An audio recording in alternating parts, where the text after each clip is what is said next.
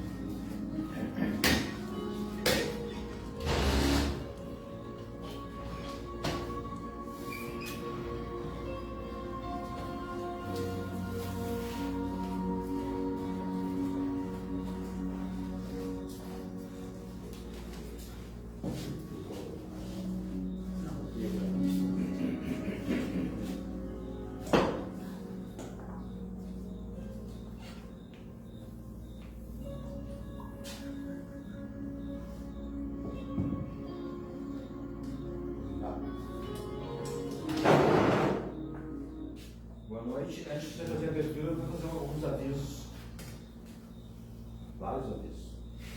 A contação de história para as crianças acontece paralelamente à palestra na noite na Sala dos Fundos, ali, que as crianças até 12 anos podem vir aqui em contação de história, todas as quartas-feiras.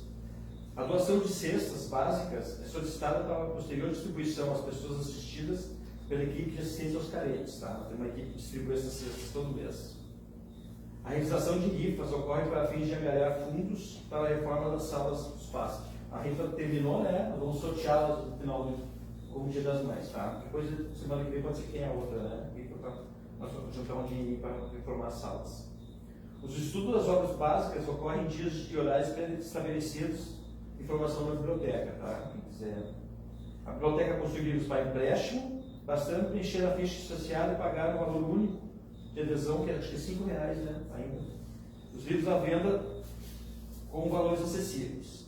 O atendimento fraterno realizado com agendamento prévio acontece meia hora antes dos trabalhos na casa. Informações na biblioteca. Solicite-se que durante os trabalhos na casa os telefones sejam colocados de modo silencioso. Tem outro aviso aqui que é para um novo grupo de estudo, né? Para quem não pode vir à noite, às vezes tem problema. Segundas-feiras, às 10 da manhã, a partir de 2 de junho, o Livro dos Espíritos. O pré-requisito tem idade de mínimo de 14 anos, a forma presencial. A instrutora vai ser a doutora Josi Raquel. Inscrição na biblioteca até dia 30 de maio, a partir de 30 de maio. Certo? Esses são os avisos. Boa noite. Boa noite. Vamos fazer nossa abertura. Pedindo permissão do mentor da casa, Vítor Barçalu, sua equipe, para que ele faça a devida limpeza de qualquer energia negativa que se encontre. Pedimos a purificação da água, que é o remédio necessário para comprar nossas casas, e assim, em nome de Deus e do Cristo da Caridade, estamos iniciando a atividade desta quarta-feira à noite. Nosso irmão Laércio de Torres vai passar a explanação, o irmão Jair vai passar a leitura do Evangelho, e ele, para os lares, pode fazer a nossa irmã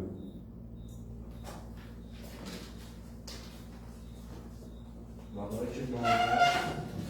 Evangelho segundo o Espiritismo decodificado por Allan Kardec, é o capítulo 9. Bem-aventurados que são dóceis e pacíficos. O item é a paciência. A dor é uma bênção que Deus envia a seus eleitos. Não vos aflijais, pois quando sofreres, mas ao contrário, bendizei o Deus Todo-Poderoso que vos marcou com a dor aqui para a glória do céu. Sede pacientes. A paciência também é uma caridade, e deveis praticar a lei da caridade ensinada pelo Cristo, enviado de Deus. A caridade, que consiste na esmola dada aos pobres, é mais fácil das caridades, mas há uma bem mais penosa e, consequentemente, bem mais meritória: perdoar aqueles que Deus colocou em nosso caminho para serem os instrumentos de nossos sofrimentos e pôr em prova a nossa paciência. A vida é difícil, eu sei. Ela se compõe de 1000 ninharias que são alfinetadas, que acabam por ferir. Mas é preciso olhar tanto os deveres que nos são impostos, quanto as consolações e as compensações que recebemos. Só então veremos que as bênçãos são mais numerosas que as dores. Quando se olha do alto, o fardo parece menos pesado do que quando se curva a fronte para o chão. Coragem, amigos. O Cristo é vosso modelo. Ele sofreu mais que qualquer um de vós e não tinha nada a se repreender, enquanto vós tendes que espiar vosso passado e fortalecê-los para o futuro. Portanto, sede pacientes, sede cristãos. Essas palavras encerram tudo. O Espírito amigo, leia 1862, que assim seja. Que assim seja.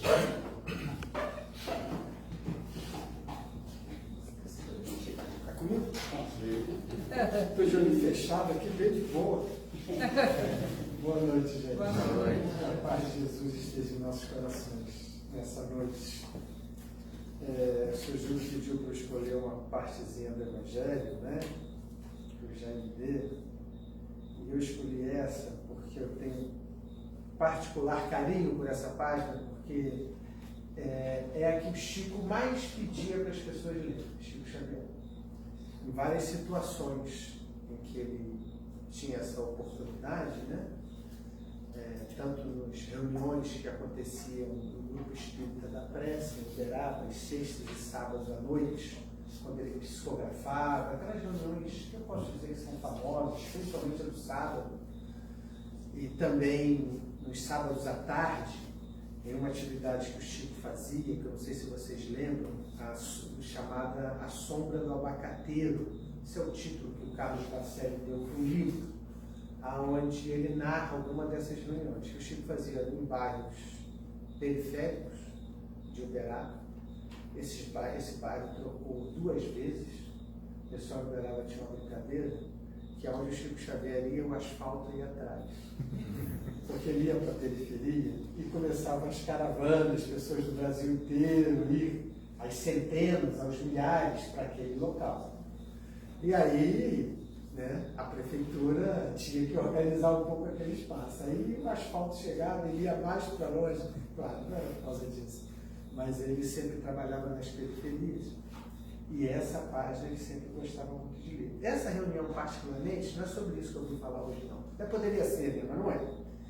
Mas eu vou fazer a ponte. Essas reuniões, principalmente essa do Abacateiro, quem teve a oportunidade de vê-la, repito, era nos sábados à tarde, aonde o Chico, então, promovia uma espécie de reunião, um culto do Evangelho, aonde ele se sentava à sombra de uma árvore. No primeiro bairro era efetivamente um abacateiro, depois deixou de ser, e ele se sentava ali naquela sombra. Depois se construiu uma coisinha muito simples de madeira, um banco, com a idade chegando, para ele poder ficar mais à vontade, e sentavam-se algumas pessoas ao redor dele, e uma pequena multidão ao redor, né? Posso imaginar umas 100, 120 pessoas ali, esticando o pescoço para ver Chico Xavier. E ele então pedia para que as pessoas fizessem comentários sobre o trecho que ele leria. E esse era muito comum que ele lesse. Ele lia e as pessoas faziam 10, 15, 20 pessoas faziam comentários que ele pedia que não fosse mais de 2 minutos. Isso num local, repito, num bairro empobrecido, com as pessoas que estavam vindo de outras regiões do Brasil para ver o Chico, obviamente com os trabalhadores que o acompanharam da cidade, mas principalmente pela população local. Só que a população local daquele bairro não estava tanto nessa pequena reunião, porque eles já estavam se organizando na fila, porque eles iriam receber os donativos que o Chico daria para eles. O Chico é a equipe, porque eram muitos donativos, né? Muitos, eu quero dizer, pão, leite, algum alimento, né? Que a gente pode chamar de uma cesta básica. E às vezes que eu vi, muitas vezes eu estive lá, jovem, adolescente, jovem, já mais adulto também, e o Chico gostava de dar um dinheirinho, que nós sempre ficamos curiosos. Era o contato dele com o povo, era dando esse dinheirinho. Não era dando pão, não era dando leite, não era dando leite. Um dinheiro muito pequeno, muito pequeno. Eu não posso dizer quanto é, porque as nossas moedas, todos nós lembramos que foram trocando, né? Todos nós não, né? Quem tem uma idade para cima lembra disso, que as moedas foram trocando. Mas era um dinheiro muito pequeno. Eu poderia dizer que no valor de hoje seria 2, 3 reais. Sempre tinha hora que a gente falava assim, mas isso não compra nem uma bala. Por que o Chico faz tanta questão de estar distribuindo? Mas ele ficava 2, 3 horas de pé distribuindo esse dinheirinho. E eu estou contando isso para juntar com o que nós vamos falar hoje, porque a doutrina espírita se propõe a, no seu estudo e principalmente na sua prática, reviver o evangelho proposto por Jesus. Essa, de alguma maneira, a gente poderia dizer que é a principal tarefa da doutrina espírita. Ainda que ela use nas suas informações que nos traz o Evangelho de Jesus como catapulta para nos levar a informações novas que o Cristo naquele momento não pôde nos trazer, inclusive ele nos deu ciência disso, dizendo que oportunamente mandaria o Consolador prometido, que nos revelaria coisas que ele não podia nos revelar, mas mesmo que a doutrina, então, cumprindo a promessa de Jesus, revele coisas que Cristo no seu momento não pôde revelar, nos traz mais informações sobre a vida. É disso que se trata. Não é assim, o mistério revela coisas que ninguém sabia. Não. É mais informações sobre a vida no processo crescente de evolução que nós estamos na humanidade. Nós vamos, à medida que o tempo passa, tendo mais informações para entendermos a vida. E aí não é só a religião que nos traz isso. Einstein nos trouxe mais informações para nós entendermos melhor como a vida funciona. Newton, com a sua lei da gravidade, trouxe mais informações para saber como a vida funciona. Não tenho dúvida em afirmar que seguramente prepostos do próprio Mestre Jesus, que vem trazer no seu campo de conhecimento nova luz para a humanidade. O Espiritismo não faz diferente do que Newton ou Einstein fizeram. Trazem informações novas para nós que nos ajudam a entender a dinâmica da vida. Quando a gente não compreende por que uma criança nasce com certa enfermidade bastante aguda e que atinge o coração de todos nós, e que a gente chega, vocês me permitam dizer isso, a gente chega a ter vontade de trocar de mal com Deus, como diz a música, porque a gente não consegue entender a situação que determinadas pessoas passam, mais ainda criança, parece que toca mais a gente, mas a gente estuda a doutrina espírita, fica sabendo que esse problema que aquela criança tem é uma bênção, estava na nossa página de hoje, a dor é uma bênção que Deus envia aos seus eleitos, que vai fazer com que ela se reharmonize com a dinâmica da lei divina, podendo assim, quem sabe, abrandar problemas que ela traz na sua consciência e viver mais em paz dali para frente. Estou só dando um exemplo. A doutrina espírita nos explica como funciona a dinâmica da vida. Mas essa é um avanço em relação ao que Jesus pôde nos dizer no momento que veio, mas eu estava dizendo, e repito, mas a principal tarefa da doutrina espírita é nos estimular a reviver o Evangelho de Jesus tal como ele nos trouxe, tal como ele nos não apenas pregou, mas tal como ele nos vivenciou. E eu quero então trazer hoje uma página, que é a página 13 do livro Boa Nova. Vocês conhecem o livro Boa Nova? O livro Boa Nova é trazido pelas mãos abençoadas de Chico Xavier e editado pelo espírito de Humberto de Campos. São 30 capítulos. todos eles, ou para ser preciso, 29 deles, com passagens que estão no Novo Testamento. O primeiro é uma contextualização histórica do momento que o Cristo veio ter conosco. Então esse livro é uma preciosidade. São páginas que estão todas lá, passagens anotadas pelos evangelistas, Mateus, Marcos, Lucas e João. Mas que aqui no livro, Humberto de Campos nos diz, inclusive na introdução, ele teve acesso a informações que estão nos arquivos espirituais. Então ele pode trazer para a gente aquela situação que nos foi narrada pelo evangelista um pouco mais explicada. O que aconteceu antes daquela situação? O que aconteceu depois? Esse livro é uma beleza. E tem mais. Além de ser lindo, emocionante, ele é, segundo o próprio Chico Xavier dizia, o livro de cabeceira dele. Olha que interessante. Chico Xavier, quando desencarnou, eram 414 livros, se eu não me engano, que tinham sido publicados, psicografados por ele. Hoje são mais de 500. E esse era o preferido dele, era o livro de cabeceira, interessante. Então eu digo o seguinte, minha recomendação, compre e coloque na cabeceira, para ter alguma coisa em comum com o Chico Xavier. Depois começa a ler, depois ler. Primeiro põe na cabeceira, que tem algo em comum com o Chico, é o livro de cabeceira. Então esse capítulo 13 fala da passagem que está anotada por João, e apenas por João, apesar dela ser tão conhecida, foi anotada só por um dos evangelistas, que é o que a gente costuma chamar como a passagem da mulher adúltera. Vocês conhecem ela. Eu diria assim, cristãos e não cristãos conhecem a passagem. Talvez seja, é difícil a gente afirmar isso, talvez seja a frase mais conhecida de Jesus, que é a passagem da mulher adulta. Eu vou contar ela rapidamente para vocês, mas no meio dela tem essa frase que eu vou dizer agora: atire a primeira pedra quem estiver sem pecado. Quem de nós não usa essa frase, não pensa sobre ela? Virou um ditado popular, na verdade, né? Às vezes as pessoas nem se lembram que ela é um texto evangélico, mas usam-se mesmo: atire a primeira pedra. Ah, você está tirando pedra? Quem é você para tirar pedra? Atire a primeira pedra. Tem música. Então ela virou uma frase, repito, que talvez seja das mais repetidas e conhecidas pelo Mestre Jesus. E que contexto que ela foi dita? Humberto de Campos fala, antes de dizer o contexto que ela foi dita, Humberto de Campos diz que essa frase, olha bem o que ele fala dessa frase, é tão interessante, que essa frase reformou a criminologia. Atire a primeira pedra quem estiver sem pecado. Humberto de Campos diz que os juízes e magistrados, em todos os locais do mundo, quando estão proferindo a sua sentença, ainda que não saibam, estão sendo influenciados por essa frase, levando em consideração os contextos nos quais os crimes se dão, que o direito se baseia nisso, o direito penal. Não é só o crime.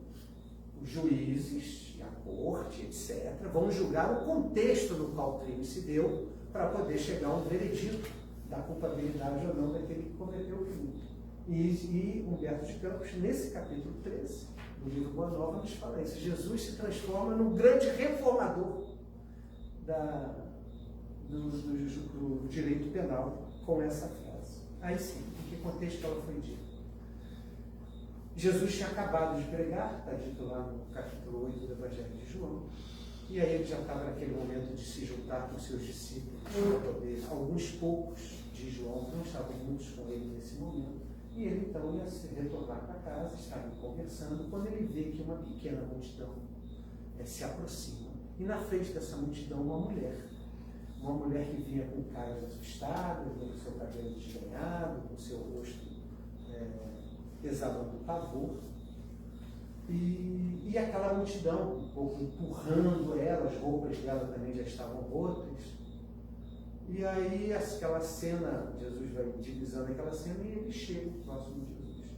E aí um dos doutores da lei que acompanhavam nesse caso, no caso o fariseu, que era dentro do judaísmo aqueles que mais, aquelas pessoas que mais estudavam a lei, né, mais conheciam a lei,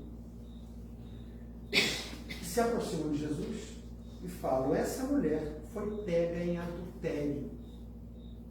manda a lei que ela seja apedrejada. Tu, pois, o que dizes? Fica claro para vocês, se não fica, eu quero esclarecer, que essa pergunta é no dizer de hoje, uma pegadinha. Por quê? Porque, olha bem, o doutor da lei foi claro, manda a lei que ela seja apedrejada. Quando ele diz manda a lei, é a lei. Se você tem que ir, você não pode ir contra a lei. Porque naquele caso, no contexto judaico, lei civil e religiosa era a mesma coisa. Que para nós hoje não é. Você pode ter um equívoco religioso, a princípio da religião que você segue, você pode cometer um pecado, e isso diante da lei não é nenhum problema, diante da lei civil. Ou seja, não é a mesma coisa nas sociedades contemporâneas, lei religiosa e lei civil. Em algumas regiões do mundo ainda é. Ainda é a mesma coisa. Mas na maior parte do mundo não é, e no nosso mundo ocidental não é. Na maioria do mundo oriental também não, mas em algumas poucas regiões do planeta ainda é. Alguns de nós conhecem, acompanham e vivemos lá no final dos anos 70 da Revolução Islâmica no Irã. Quando aconteceu a Revolução Islâmica no Irã, o islamismo passou a ser a lei da sociedade.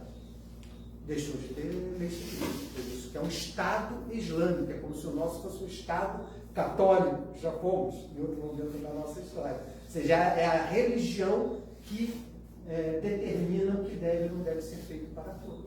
Nós estamos dando um exemplo do Irã, inclusive lá ainda, essa prática do apedrejamento é uma prática realmente que acontece ainda no mundo de hoje. Mas deixa eu voltar. Às vezes eu vou, não vai deixar eu ter que voltar. Então deixa eu voltar para o que estava acontecendo lá no caso de Jesus. Perguntaram a ele, a lei manda apedrejar. Tu pois o que dizes. O que eles querem dizer com tu pois o que dizes? Que eles não gostavam daquele assunto de Jesus, de pregar tanto amor quanto ele pregava. Jesus falava que senhores e escravos eram iguais perante Deus. Eles não gostavam disso. Não se coadunavam com a cultura que eles tinham desenvolvido, com a forma como eles viam o mundo. Jesus dizia que nós devemos amar a todos indistintamente. E devemos amar os nossos inimigos. Jesus falava de amor para eles demais. Porque o Deus que imperava até aquele momento, o Deus do judaísmo, é um Deus muito mais chamado Deus dos exércitos, é um Deus muito mais de uma justiça que é feita na lei do dente por dente, olho por olho. A lei de Jesus, em que pese, digamos assim, ter Deus como um juiz supremo, é um juiz amoroso. Jesus veio nos trazer um Deus misericordioso, que olha os nossos erros, mas olha também quem nós somos. Como diz Jesus também, que não afasta o pecador por causa do seu pecado, que abraça, que acolhe a todos nós, mesmo nos nossos defeitos. Esse é o Deus amoroso que Jesus nos traz. Não o Deus, repito, do olho por olho dele, que castiga aquele que se equivoca. Deus não castiga ninguém.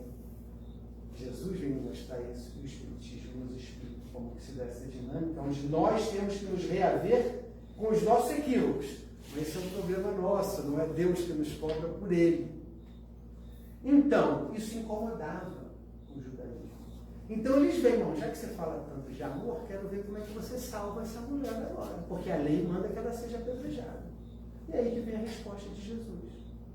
Jesus não fala para cumprir a lei, para apedrejá-la, mas também não fala para não cumprir, porque é possível até que dessem voz de prisão a ele, se ele falasse para não cumprir a lei, porque já estavam, como dizia Chico Xavier, Jesus pregou o Evangelho em fuga. Jesus pregou o Evangelho em fuga, estavam permanentemente querendo buscar uma razão para prendê-lo, e ele sabia disso melhor que ninguém. Então ele fala a sua célebre frase: atire a primeira pedra, quem estiver sem pecado. As pessoas foram deixando, está lá no texto evangélico. Enquanto isso, ele escrevia esse mistério, o que Jesus escrevia naquele texto. As pessoas por aí, às vezes, escrevem o que Jesus escrevia. Eu não gosto de falar o que ele escreveu, porque eu não sei. O texto evangélico não me diz. Mas ele escrevia com o dedo no chão. E aí as pessoas foram dar chão às suas pedras e se retiraram. Se retiraram todas, não ficou nenhuma. Posso imaginar, o texto não nos diz disso, mas eu posso imaginar que não é só o que Jesus diz, é o que Jesus é. E a força vibratória que ele transmite naquilo que ele fala. E que por isso ganhou imortalidade. Nós estamos falando de ninguém menos do governador espiritual do planeta. Então, quando ele fala aquilo, eu imagino que as pessoas imediatamente tiveram acionados um circuito cerebral onde viram todos os equívocos que vinham acumulando ao longo da sua vida. Como todos nós. Querem mais uma do Chico? O Chico falava assim: criminoso é cada um de nós que não foi descoberto. Ele não deixava ninguém de fora. Ele não deixava criminoso é cada um de nós que ainda não foi descoberto. Então, aquelas pessoas, é possível que pela força moral que o Mestre Jesus tinha naquele instante, ele tem acionado, não me surpreenderia se assim fosse, mas isso é uma elucubração que eu estou fazendo.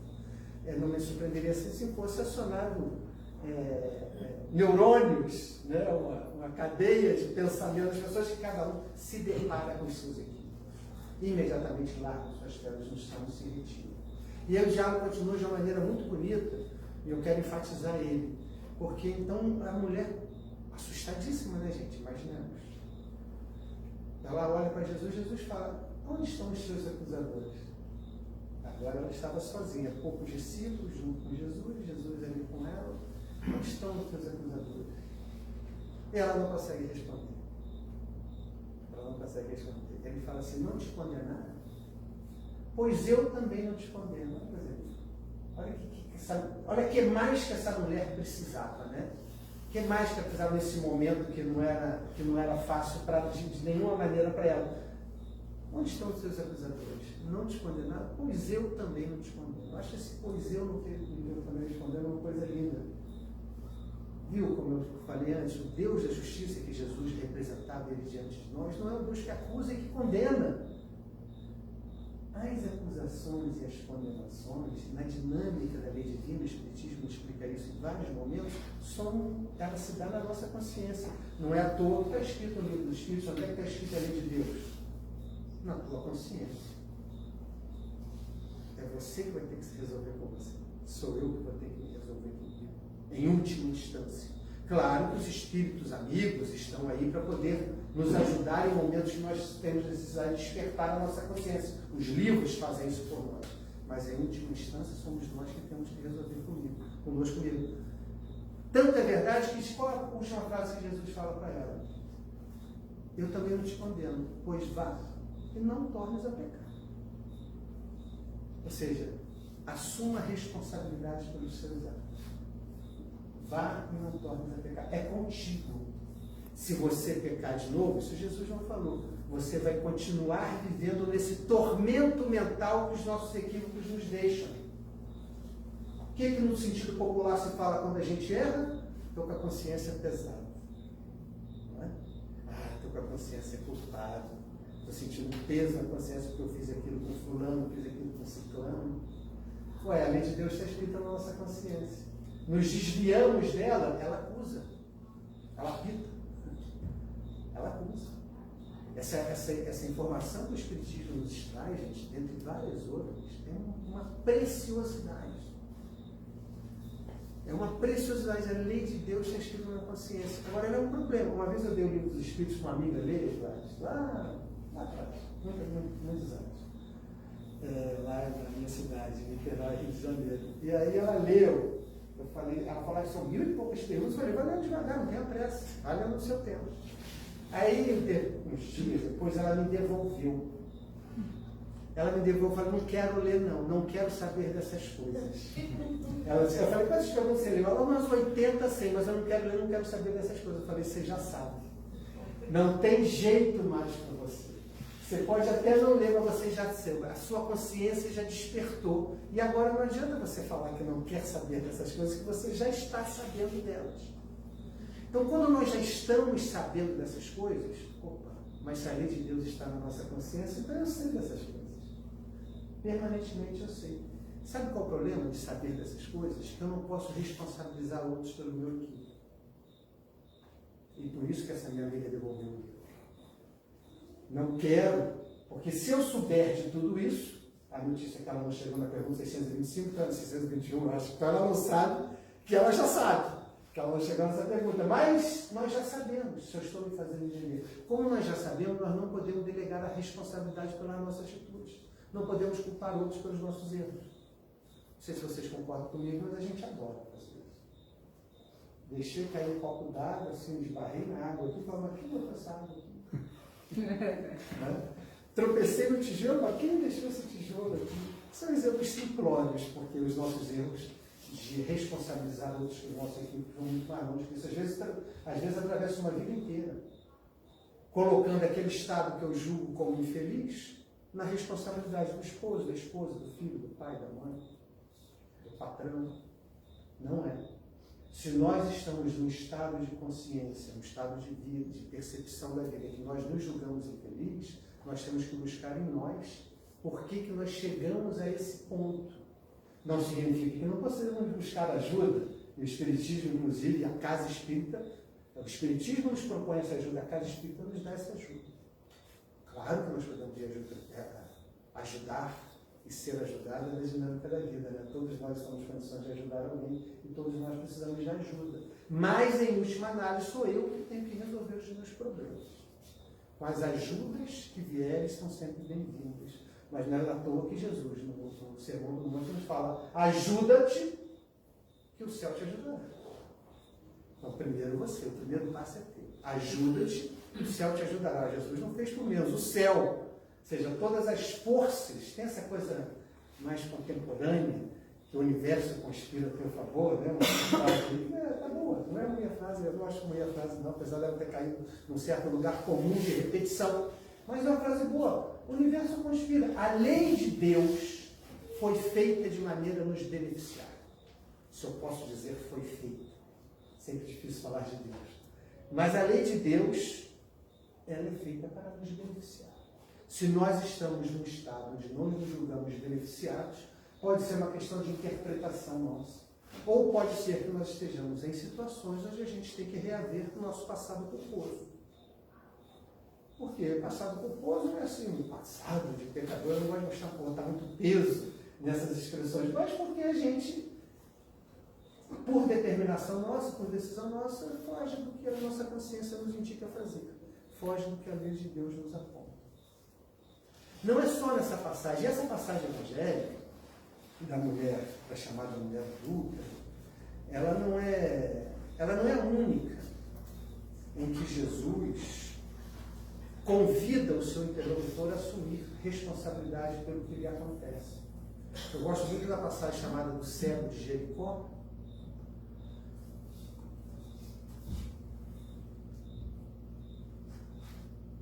Dimas, parece que não lembro mais. E ele é que eu não vi ela hoje, assim, a memória, mas é Bartimeu, filho de Timeu, cego Bartimeu. E aí o cego Bartimeu queria ver, né? Já tinha ouvido falar tudo que Jesus fazia, só que ele não conseguia chegar perto de Jesus. Está lá no Evangelho que ele falava assim: filho de Davi, tem de piedade de mim. E a galera mandava ele calar a boca, fica quieto, nós estamos aqui com Jesus. Filho de Davi, ele gritava, filho de Davi. Só que se não ajudassem ele não ia conseguir chegar, porque a multidão cercando Jesus, ele cego. E aí Jesus pediu para eu ser assim até ele. Quem está gritando? Traz ele até mim. Jesus já tinha visto a cena toda, Jesus Chadrone. Ele já tinha visto toda a cena, já estava toda mapeada. E aí ele manda o cego. Quando o cego se apresenta perto dele, sabe o que Jesus pergunta para ele? O que queres que eu faça? Olha que interessante.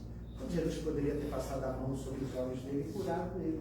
Mas Jesus primeiro pede que ele assuma a responsabilidade pelos seus desejos, pelos seus atos. Jesus não sai curando.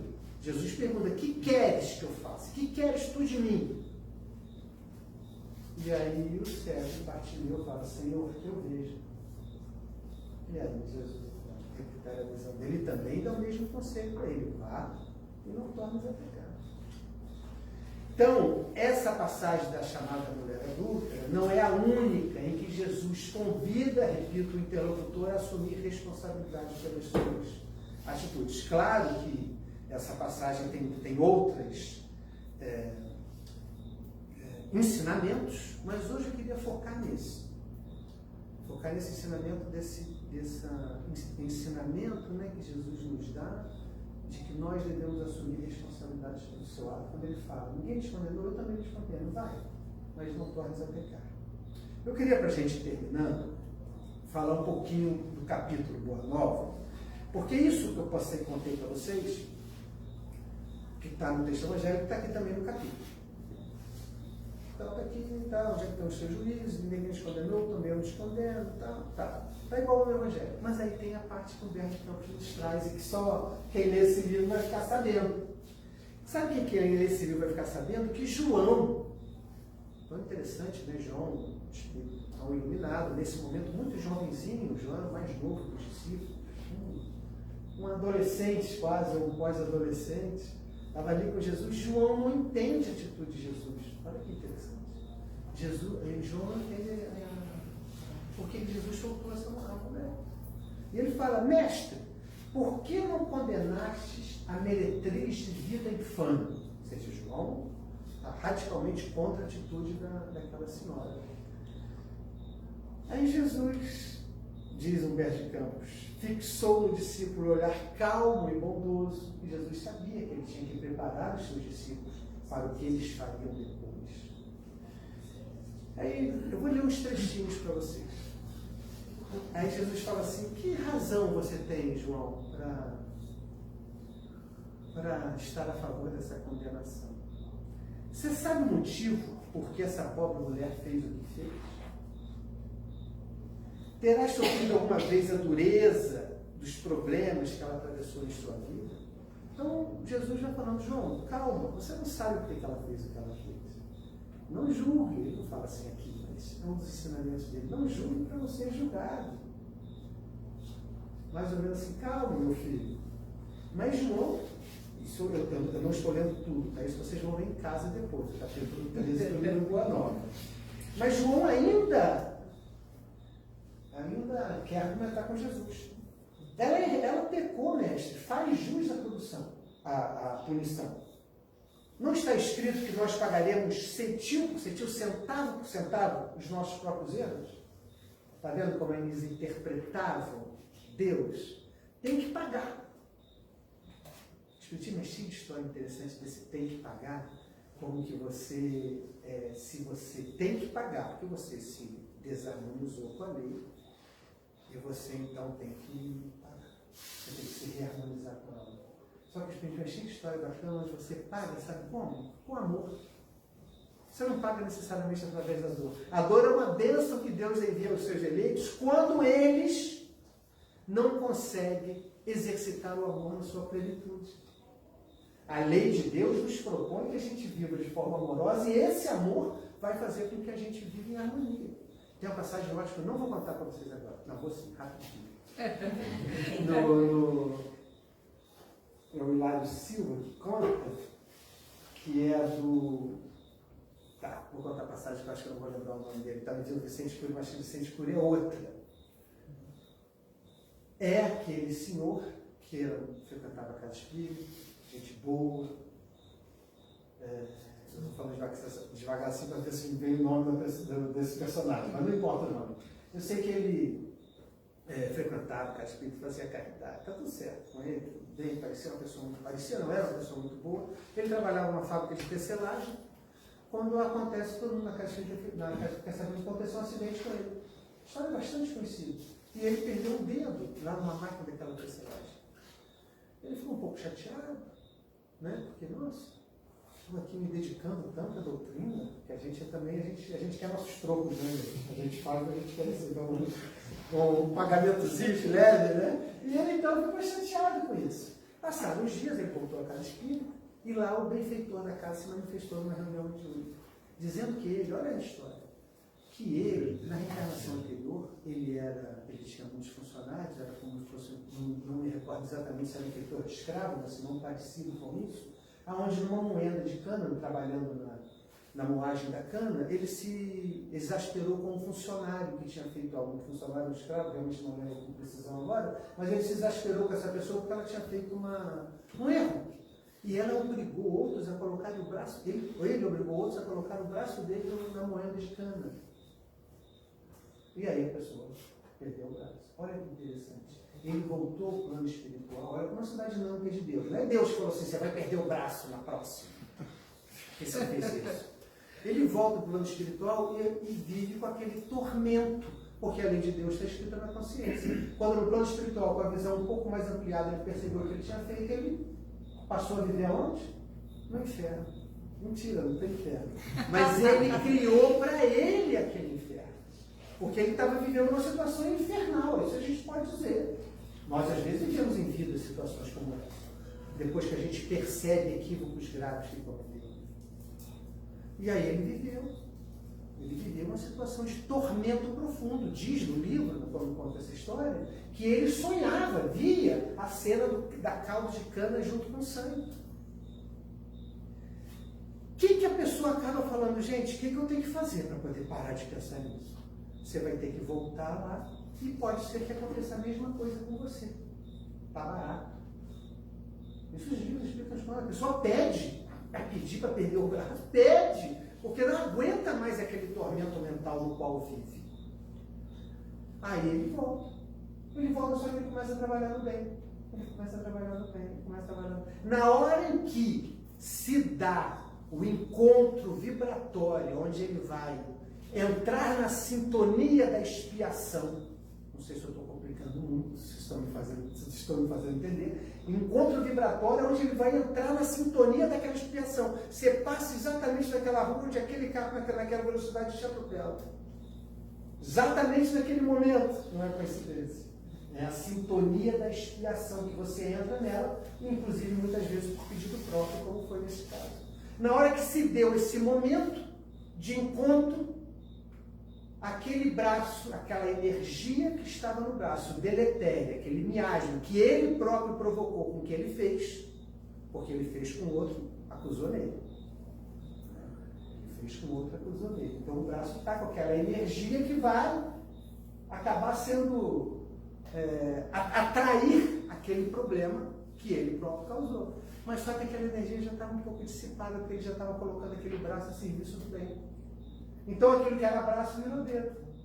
Se ele tivesse corrido um pouquinho mais, se ele tivesse feito um pouquinho mais. Saturnino, obrigado. Isso, Saturnino. É o Saturnino. Então, o Saturnino conseguiu ficou feliz da vida, né? Porque ele viu que perder o dedo foi. Não só por ele ter só perdido o dedo, ele ficou feliz por ver que ele estava agindo no sentido que ele queria agir. Então é isso, você vê que eu fui muito longe, né, gente? Usei um tempinho extra para dizer o que é esse pagar cetinho por cetinho na percepção que a partir de Jesus a gente tem. Não é olho por olho, dente por dente. Não é karma. Eu não gosto dessa expressão karma, que nem do hinduísmo, né? O espiritismo não propõe essa expressão. Não é isso. Aí eu quero ler mais um pouquinho para vocês, agora sim, para a gente terminar. Bom, além, o livro todo, a página toda vai trazendo coisas bastante interessantes. Espera um pouquinho que não saiu aqui. Mas tem uma que eu não quero deixar de ler antes da gente terminar. Porque eu falei para vocês que o principal que eu quero dessa passagem hoje é essa reflexão sobre as nossas responsabilidades, sobre as nossas atitudes. Olha o que Jesus fala, ainda respondendo a João, que estava, eu acho que eu posso dizer, indignado por Jesus ter tomado a atitude que tomou. Não estava compreendendo, melhor dizendo, a atitude que Jesus tomou de ter liberado aquela mulher. Duas frases que eu quero ler para vocês. A primeira é a seguinte, olha como Jesus era. João, ninguém pode contestar que ela tenha pecado. Mas ele fala, quem está irrepreensível na face da terra? O Papa Francisco tem uma entrevista ótima dele, ele parece que ele comeu alguma coisa que tinha carne argentina, né, na Semana Santa. E aí as pessoas falaram, não é pecado? Né? Ele falou, foi só um pedaço pequeno, ele era muito simpático, né? Foi só um pedaço pequeno. Mas aqui na igreja, onde estão os santos? Aqui somos todos pecadores. Né? A pessoa perguntou, mas não é pecado? Ele falou, onde estão os santos aqui? Ele olhou para toda, né? Estava no Vaticano. Ele olhou, onde estão os santos? Aqui somos todos pecadores. Então, é isso que Jesus nos fala. Quem estará irrepreensível na face da terra? Olha a frase de Jesus. há sacerdotes da lei, magistrados e filósofos,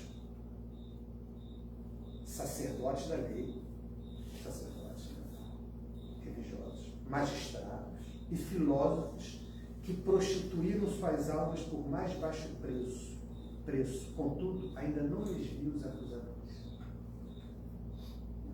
Aí ele fala, João, o mundo está cheio de túmulos caiados, brancos por fora e empobrecida escura. E aí sim, tem a outra, a última que eu quero contar para vocês dessa página. Eu vou falar que eu estou falando para vocês 20% dessa página e muito mais. Que olha o que Jesus fala com João. Olha que ensinamento para a gente entender um pouco as coisas, né, a dinâmica da vida. Cada ser somos todos nós. Cada ser traz consigo a fagulha sagrada do Criador.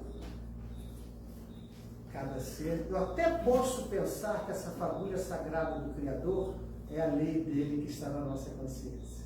Mas vamos ficar com o que Jesus diz aqui, a fagulha sagrada do Criador.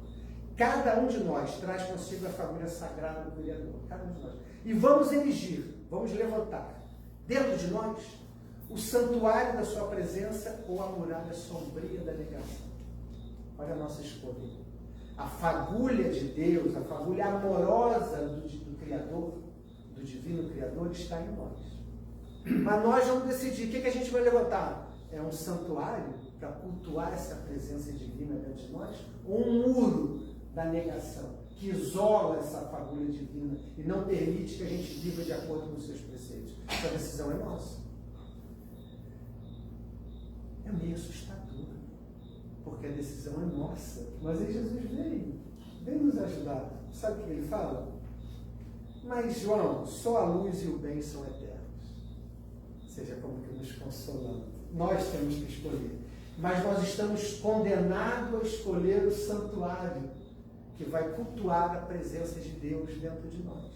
E, consequentemente, transformar as nossas atitudes. Nós estamos condenados a sermos bons. Nós estamos condenados a ser felizes. É isso que ele está nos dizendo aqui. Só a luz e o bem são eternos. E um dia, todos os redutos do mal cairão, para que Deus resplandeça no espírito dos seus filhos. Olha que espetáculo. Eu gosto de usar uma palavra forte, assim, estamos condenados, né? Para poder marcar que esse é o nosso destino. Então eu posso usar uma palavra melhor. Nós somos destinados.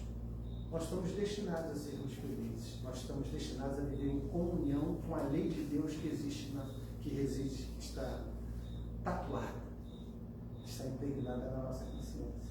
E nós agora, cabe a nós a velocidade que nós vamos dar a isso. E todos nós queremos chegar lá. Se nós pensarmos bem, queremos chegar mais rápido, né? E aí cabe essa história do Saturnino nos ajuda a pensar em como que a gente pode, assumindo mais responsabilidade pelos nossos atos, nos esforçarmos para vivermos mais como Jesus nos propõe.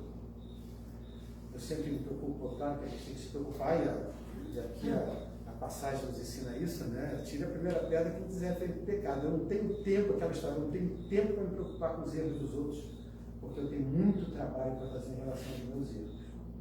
Então, essa história de ficar apontando o erro, o Evangelho te ensina isso o tempo inteiro, mas além de ser meio feio, fora de moda, mas também porque faz a gente perder tempo.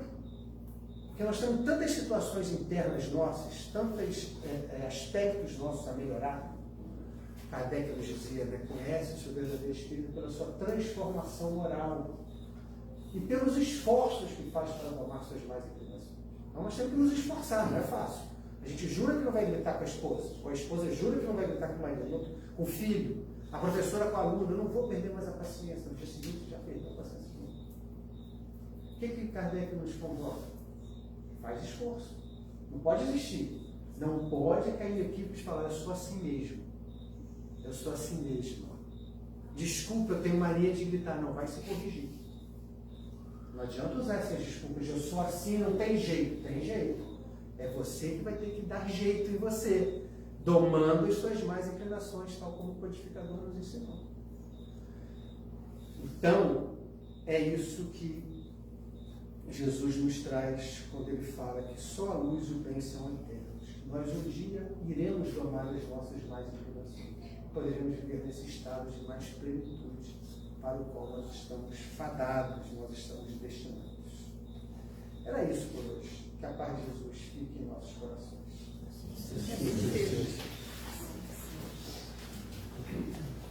Então, nós vamos para a declaração clausular, que nesse momento eu não sei se que para enviar pensamento positivo para o irmão que está precisando de ajuda, para o lugar que necessita.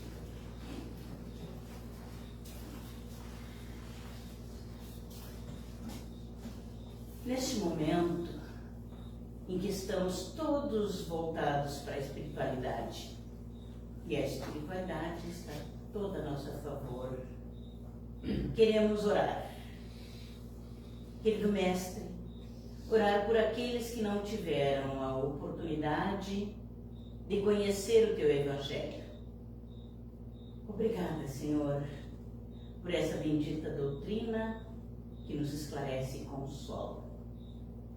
Queremos, neste momento, com o auxílio dos espíritos bondosos dessa equipe memorável de Eurípides Barçanufo, orar pelos nossos irmãos que já partiram para a verdadeira vida. Nossos entes queridos, nossos conhecidos, aqueles que colocamos os nomes nas caixinhas para oração, nossos irmãos que desencarnam de forma violenta nos episódios da natureza ou das guerras. Que eles encontrem no mundo espiritual uma mão amiga, os encaminhando para um local de refazimento, aonde com certeza encontrarão um amparo de espíritos bondosos e consoladores. Obrigada, Senhor. Mestre querido, queremos pedir por aqueles nossos irmãos suicidas que não tiveram a oportunidade de conhecer o consolo do Teu Evangelho, que não tiveram a força de suportar as suas dores, que eles tenham, neste momento, um espírito amigo bondoso ao seu lado, dando-lhes o consolo de que terão novas oportunidades para refazer a sua vida, para refazer os seus caminhos. Queremos neste momento orar por todos aqueles que se encontram num leito de dor, nossos irmãos de jornada, que estão nos hospitais, nos asilos, nos manicômios, nos orfanatos, nos presídios. Que eles encontrem uma mão amiga consoladora, levando-lhes a certeza de que não estamos desamparados. Obrigada, Senhor. Neste momento vamos orar pelos nossos lares. Que a nossa casa seja magnetizada por esses fluidos de harmonia, de paz, de saúde. Que todos aqueles que convivemos na nossa casa sejam amparados e consolados.